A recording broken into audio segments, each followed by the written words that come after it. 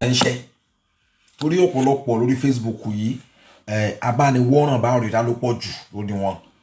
Àwọn tí inú wọn ò dùn, àwọn tí ayọ̀ wọn ò kún, wọ́n pọ̀ lórí Facebook yìí tán wà very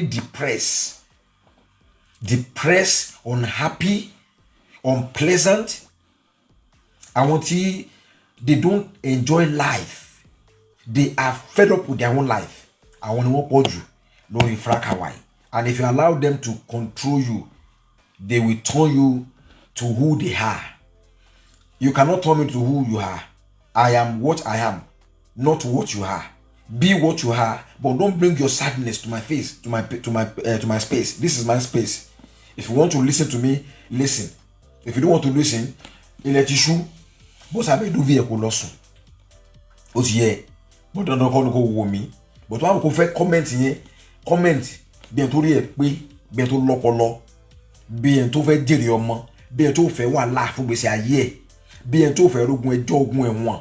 Bientôt fait ridamu. Bientôt fait chichi. Bientôt show fait badge. Ben ko comment. But one more go to mo soyen. Ou fait ko wa jẹ́ ìdàkejì ẹ̀ fún ẹ. No problem. Ko comment ba ṣe wọ́n. So na fún wa jo ni tiwa o. Bí mo ṣe sọ lẹ́ẹ̀kan yẹn, mo ní lórí Facebook yìí àwọn abániwọ́ràn bá rí dá ló pọ̀ jù ńbẹ̀. And if you allow them, they will control you to the point that, in fact, to the point of no return. Láti ìgbà tí ọ̀rọ̀ debit ṣẹlẹ̀ tó ti bẹ̀rẹ̀, tí ó bá rí kọ́ fún ara ẹ̀, kò sí ìgbà tí mo máa pè àbí tó máa pè mí, most of the time tó bá pè mí, tẹ́ bá bi léèrè, máa sọ fún pé má lọ bú ẹnikẹ́ni, má lọ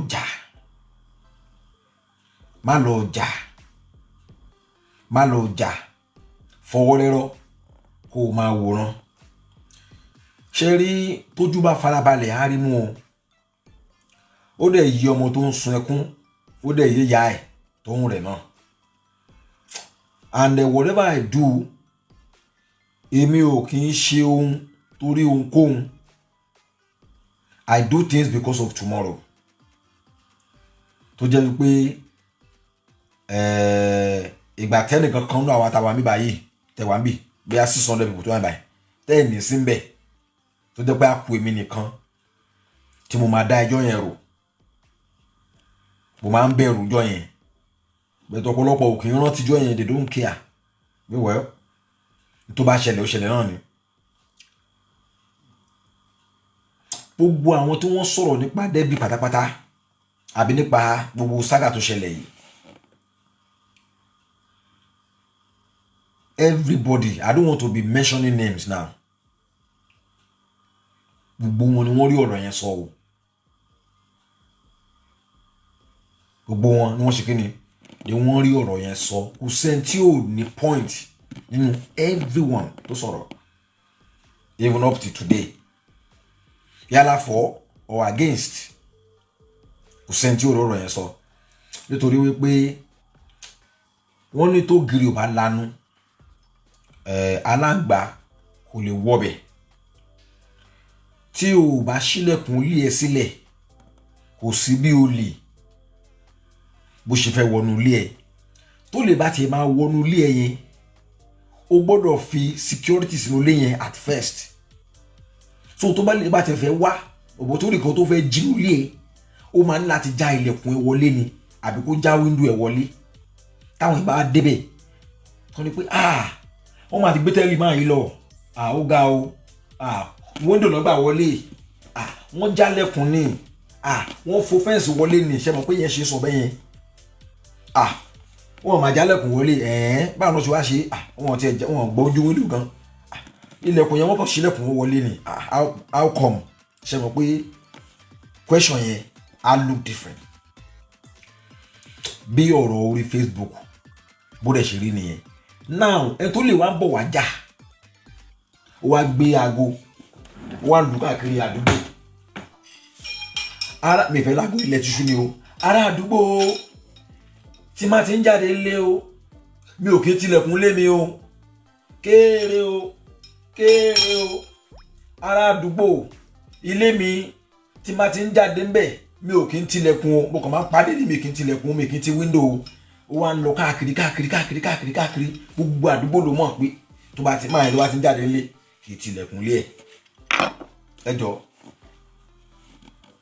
ṣe mọ̀ pé ó ti fi ẹnu polongo ara ẹ̀ fólè so ó ṣeé ṣe ó easy fólè láti wájà ìjọ tó lè bá wájà yẹn wọn ò ní blame ó lé o lè kọ́ náà máa blame ẹni tó ní ilé gangan tí ò fi security sí lẹ́tọ́ tó wá bẹ̀ sí parọ́ káàkiri pé ilé òun o ṣíṣí ló wà àwọn ẹlọ́jàlè ẹ lọ ṣe ó bá ṣe wòye bẹ́ẹ̀ o òun ni wọ́n máa blame ó ní ọ̀rọ̀ Kwame ìyẹn Debbie tó ṣẹlẹ̀ yìí èmi ò mọ̀ ṣe máa ń pọ̀ nǹkan léńtẹ̀ mi I will tell you the truth mo rẹ̀ ti sọ́rí mi báyìí gbogbo ọ̀rọ̀ tó ṣẹlẹ̀ pátápátá yìí ó jẹ̀bi ọ̀rọ̀ yẹn láti òkè délẹ̀ ìyẹn Debbie fúnra rẹ̀ ó jẹ̀bi ọ̀rọ̀ yẹn láti òkè délẹ̀ kò sí ìwọ̀sí tí wọ́n bá jù sí lọ́wọ́ yìí ó deserve ẹ̀ kò sí èébú tí wọ́n bá bú lọ́wọ́lọ́wọ́ yìí ó deserve ẹ̀ kì í wá ṣe yẹn nìkan ó yẹ kó máa apologize lọ́wọ́ màmá godmother yẹn ni kì í ṣe pé kó máa bú wọn àbí kó tiẹ̀ ṣe anything rárá àtọ̀ torí wípé gbogbo tó ṣẹlẹ̀ yìí ẹ kàn ń blame ìgbẹ́dàjì ni ìyẹn Soji ẹ kàn ń blame ẹ ni àwọn tó ń blame ẹ I just laugh because tó bá ti mọ̀ wá fún èèyàn pé ẹni yóò èèyàn báyìí ni pé ẹni yóò èèyàn ẹ ò lè ní o gbọ́dọ̀ gbé nǹkan tó mọ̀ pé tó bá gbé nǹkan yẹn á ní ẹ lára ó máa pa lára o gbọ́dọ̀ gbé títòsí ẹ because wọn kó lè ní bọ́ọ̀rù tí ẹ ṣe rí nìyẹn meanwhile àdẹ tí lè blame ẹ torí wípé tẹ bá wo the whole thing tó ṣẹlẹ̀ yẹn ó mú sọ pé kọ́pọ̀lọpọ̀ kẹ́ má gba ẹ̀ṣẹ̀ lórí Facebook yìí because tó o bá mọ ọ̀rọ̀ dá sígbà mi wàá gbẹ̀ṣẹ̀ o wàá dẹ̀ máa gbẹ̀bí fún ẹ tó yẹ kó gbẹ̀bí fún wàá máa gbé àdẹ fún ẹ tó yẹ kó gbàdẹ fún tẹ bá wo the whole scenario tó lẹ́yìn tẹ́ ẹ blame godmother pé ẹ godmother mọ̀ sí including Debbie náà fúnra ẹ̀ tó ló ń blame màdámù yẹn pé màdámù yẹn mọ̀ sí pé mo lè sọ fún mo ní pé ní tẹ́mi ń wò yìí woman yóò mọ̀ pé arábìnrin yẹn ń bọ̀ Nàìjíríà kò mọ̀ pé arábìnrin yẹn ń bọ̀ Nàìjíríà ṣùgbọ́n bóyá wọ́n lè ní idea due to show tá a ṣe nígbà tí ọ̀rọ̀ wọ́n raṣọ wọ́n ra fìlà tó jáde she might have idea nítorí wípé the party itself is meant to be surprise party tó jẹ́ kí màdámù yẹn ò ní ọwọ́ nínú láti plan ẹ̀ whatsoever ẹ tó plan ní party gangan òun ni ọkọ màmá yẹn àwọn ni wọ́n plan ní party àti àwọn ọmọ wọn àti àwọn tó jẹ́ òṣìṣẹ́ wọn tó ń ṣiṣẹ́ fún wọn àwọn nìkan náà mọ̀ sí ọ̀rọ̀ yẹn màdámù yẹn ò mọ anything nípa party ṣùgbọ́n wọ́n ní idea torí pé due to pé a ti gbé sórí Facebook nígbà yẹn mo dẹ̀ wà 100% mọ̀ pé tó bá gbé mi náà ni màá béèrè pé díà ṣé kò ṣe pé bóyá ẹ̀ ń plan kankan fún mi lóòótọ́ àbí bẹ́ẹ̀ fẹ́ ṣe party kan fún mi kankan bẹ́yẹn màá béèrè tó bá gbé mi náà ni because nǹkan tó sọ lórí Facebook yìí báwo kí ló ń ṣẹlẹ̀ wọ́n ra fìlà kí ló ń ṣẹlẹ̀ ṣe mọ̀ pé tó bá dẹ̀bi mi lè rí àsọkọ màá nínú díà má wọrí o rubbish náà sọ yẹn mi mọ kankan pa ẹ̀ o okay life continue now ó wá dé ọjọ́ tó fẹ́ ṣe party before the party itself ọmọ tá à ń sun pàtó lọ sí Nàìjíríà yìí ó ti gba àwọn information kọ̀ọ̀kan láti ẹnu Debbie fúnra rẹ̀ mo sọ fún yín wípé ẹnu yìí tó bá ti jẹ́ tó jẹ́ pé ẹnu ẹ̀ ò kì í mẹ́nu tó jẹ́ pé ẹnu ẹ̀ yìí o ò lè má ro ẹjọ́ kò sígbà tó ò ní fi ẹnu yẹn kó fi kó bára ẹ̀ ara ẹnìkan kò ní kó máa fi kó bá wàá fi kó bá àwọn tó súnmọ́ tó sí ẹ àwọn yẹn nìkan kọ́ àwọn tó yẹ kó rìn lọ́wọ́ wàá tó fi ẹnu yẹn wàá fi kó bá wọn òun ti wọ́n ti ru ẹjọ́ yìí fún ọmọ yẹn for some time ago. Meanwhile ọmọ tá à ń sọ pa yìí kì í gbàgbé nǹkan, she doesn't forget things. Ó dẹ̀ mọ target ẹ̀, ó mọ tó fẹ́ ṣe, ó mọ tó fi ń bẹ̀ ṣọ̀rẹ́, ó mọ̀ pé ibi àkọ́kọ́ tó ti ń rìn kan gbà ibẹ̀ yẹn ti dí, ó dẹ̀ ń wá replacement. Kí ló lè ṣe o? Ìwọ wá gbé ẹni tó ń rìn lọ́wọ́, wá gbèrè lọ́wọ́. Mọ́ mi kan ti wà tán, wọ́n mi lọ́wọ́ kìnnìkan bí kò sọ̀rọ̀ nípa pé wọ́n ra gèlè kan àbí wọ́n ra scarf kan mẹ́fà kankan mẹ́yẹn. From there ọmọ yẹn lọ gẹ́ẹ̀tì pé talẹ́ tó ra fìlà mẹ́fà, talẹ́ tó ra gèlè, ok nọ́mbà yìí ni. From there ó bẹ̀rẹ̀ sí ní chat up ọmọ madam bàbá wọn yẹn ní UK mi báyìí.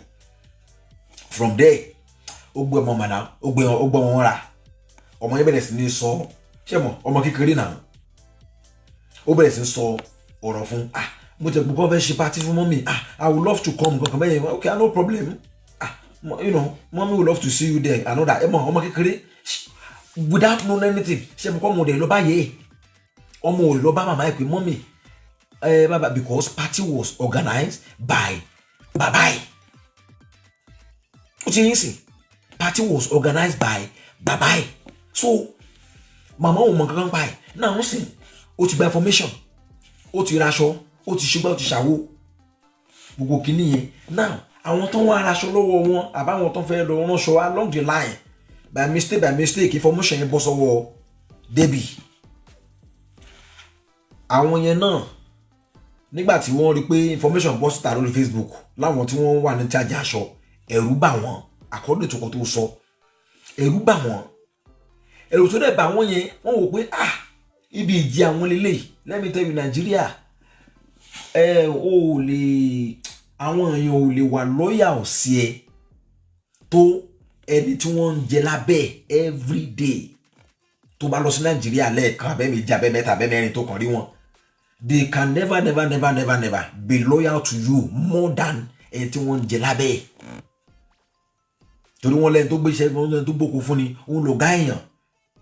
Now àwọn yẹn tí wọ́n feed wọn information sìn, bóyá ẹnìkan ti lọ approach wọn, bóyá ọ̀rọ̀ ti dé àwọn alálẹ̀ fún wọn lọ́dọ̀ ọkọ màmá pé ẹ ti lọ ṣòfò àṣìṣe ta fẹ́ pàtí ta fẹ́ ṣe, ẹ ti lọ sọ fún síta lórí Facebook, ta lẹ sọ fún no dádì lágbájá báyìí ní òun kankan bẹ́ẹ̀ ṣe. Àwọn yẹn kéde ní they want to save their own pot of soup.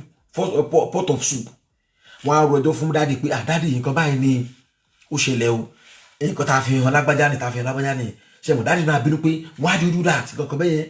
Ẹ̀rù abagẹ́ yẹn àbí wí máa yẹn ni pé torí according to you ó ní àbíkú yẹn wọ́n bá ìjà yẹn, ẹ̀ tó gbé iṣẹ́ aṣọ fún wọ́n bá ìjà, wọn dẹ̀ fi bẹ́ẹ̀ sọ̀rọ̀ mọ́. Mo dẹ̀ sọ fún ẹkún ní my sister, o lè expect wọn because the way you talk is like you know these people more than 20 years and meanwhile you knew these people through godmother ni, and they can never be loyal to you more than godmother láyéláyé àbí ọkọ godmother àbí ọmọ godmother, because ibi tó ti wọ́n ti ń jẹun nìyẹn day in day out, tó ti ń jẹun nìyẹn.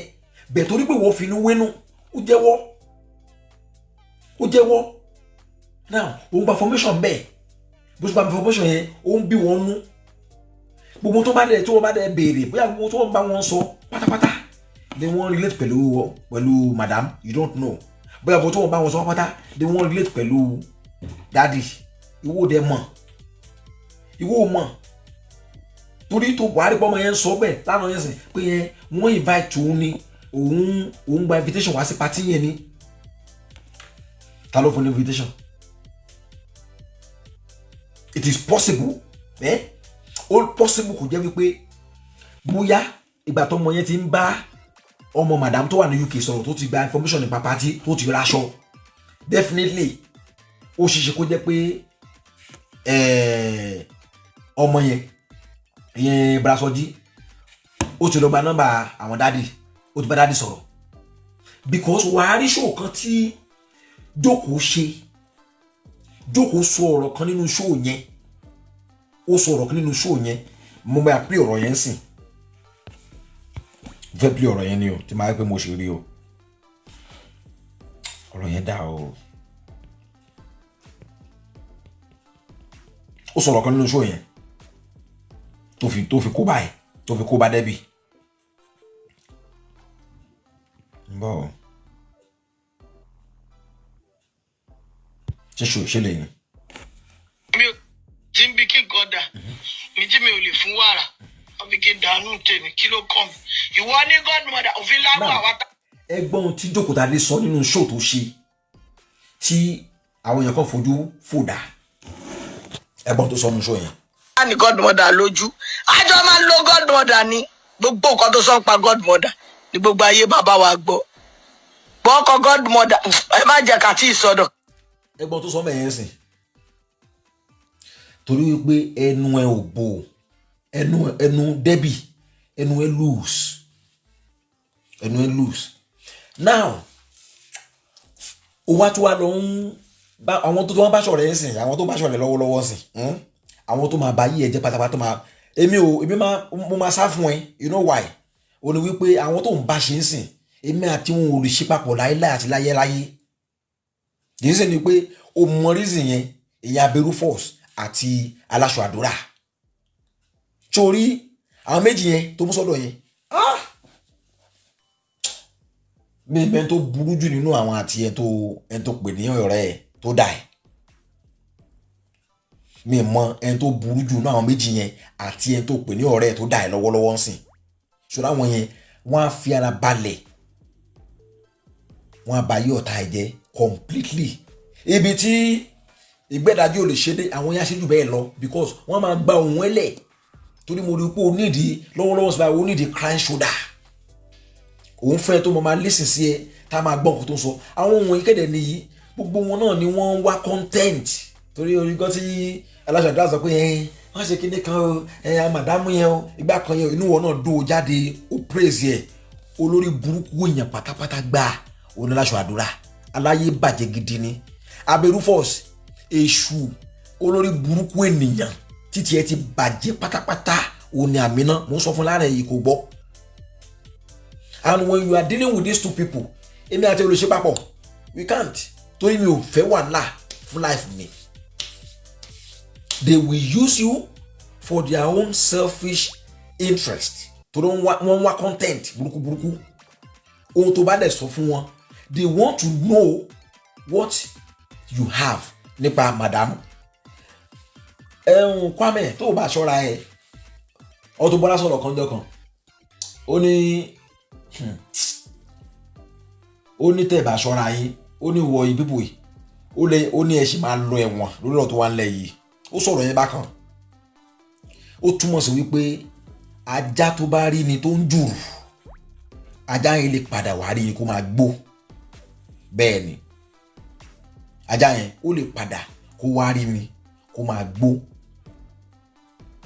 If you continue to listen to all these useless people on this social media, whenever you are doing your show, wọ́n ti pè é hello mommy no mo fi speaker bẹ́ẹ̀ ni ma okay ma wọ́n sáré pè é wọlé oh you don't have your own mind Debbie ní mind ara ẹ you listen to people too much and that is why you are where you are now.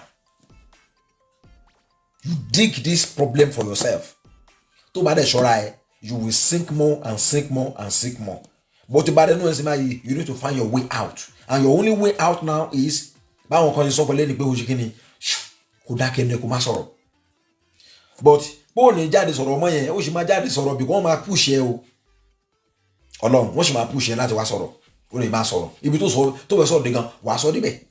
Meanwhile, kò dẹ̀ tí ì sìn kankan tó yẹ kó sọ̀rọ̀ lórí àtọ̀ ọ̀rọ̀ mo lè sọ fún ẹ mo ní má sọ̀rọ̀ àbí mi sọ fún ẹ ni I told you mo ní don't talk tó máa bú ṣe ẹ wọ́n gbọ́ wọn mi come on ṣé wọ́n ṣe ń bú ọmọ ẹ ni mo ní má sọ̀rọ̀ wàá bẹ́ jáde wàá ṣe show mo ní má sọ̀rọ̀ because wọ́n fẹ́ máa gbọ́ tẹnu ẹ wọ́n fẹ́ máa gbọ́ ọmọ yẹn ò ti bẹ̀rẹ̀ pẹ̀lú ẹ o tó bá bẹ̀rẹ̀ pẹ̀lú ẹ tán wàá ṣe show ẹ̀mí àfẹ́ bọ̀ Soji tó bá bẹ̀rẹ̀ pẹ̀lú ẹ̀ tán wàá ṣe show ẹ̀mí àfẹ́ bọ́ mo lè sọ fún ẹ o gbọ́dọ̀ o tiẹ̀ lè bú màmá yẹn tó bá bú màmá yẹn kan èmi gan bá ẹ jà bàbá jà